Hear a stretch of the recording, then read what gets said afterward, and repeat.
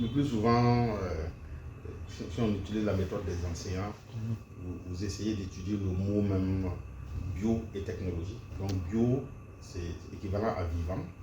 Donc technologie, donc c'est la technologie du vivant en fait. C'est un peu lorsque les chercheurs utilisent le vivant et pour transformer une matière première en matière secondaire ou tertiaire au profit des humains. Donc c'est en fait la manipulation du vivant.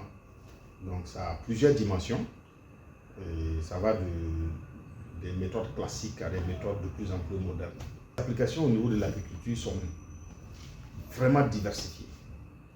Dans le domaine des pathologistes, parce que j'ai travaillé longtemps dans un laboratoire de pathologie, ils sont capables de caractériser, c'est-à-dire d'étudier la diversité, les variations qu'il y a entre les agents responsables d'une maladie, que ce soit les champignons, que ce soit les bactéries, que ce soit les virus. Et dans tous ces domaines, on a des chercheurs compétents, en commençant par exemple par les champignons. Vous avez un qui est déjà à la retraite, Léonard Ouédraogo, qui est retraité, mais il y a un laboratoire qui était dirigé par le professeur Sérémé Paco, et derrière il y a Dr Zida Elisabeth avec son équipe, qui sont capables d'extraire l'ADN d'un champignon ou l'ARN, et puis essayer de les caractériser en termes de variabilité pour voir qu'est-ce qui fait que ce pathogène est très virulent, c'est-à-dire cause des maladies avec des symptômes de plus en plus graves ou moins graves. Et qu'est-ce qui peut avoir comme information pour un sélectionneur de développer des variétés qui résistent par exemple à ce pathogène. C'est le cas pour la bactériose avec Dr Wouni, qui peut extraire l'ADN de la bactérie, c'est-à-dire le matériel génétique de la bactérie, et puis faire des tests spéciaux dessus. On peut aussi utiliser les tests qu'on appelle les tests antigènes-anticorps, c'est les tests sérologiques.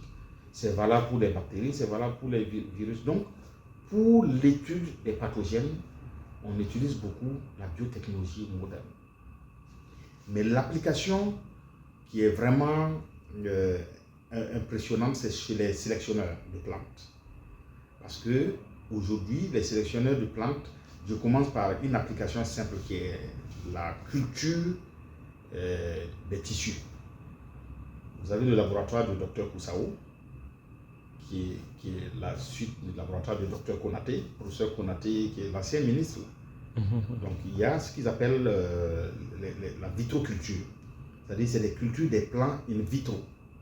Donc on peut faire une propagation végétative, c'est-à-dire partir d'un fragment d'une plante. Si la plante était malade, on peut cultiver de sorte que la maladie ne puisse pas affecter les descendants.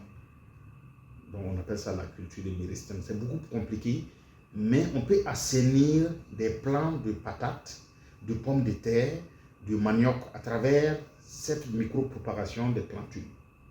Et vous avez un laboratoire à Camouassin qui excelle dans le domaine. Et donc, à partir d'un petit morceau de plante, on peut faire des millions d'exemplaires. Et donc, on peut faire de la sémence avec un petit morceau, on peut faire des millions pour avoir de la sémence homogène pour l'application en agriculture. Donc, on appelle ça les vitroplants.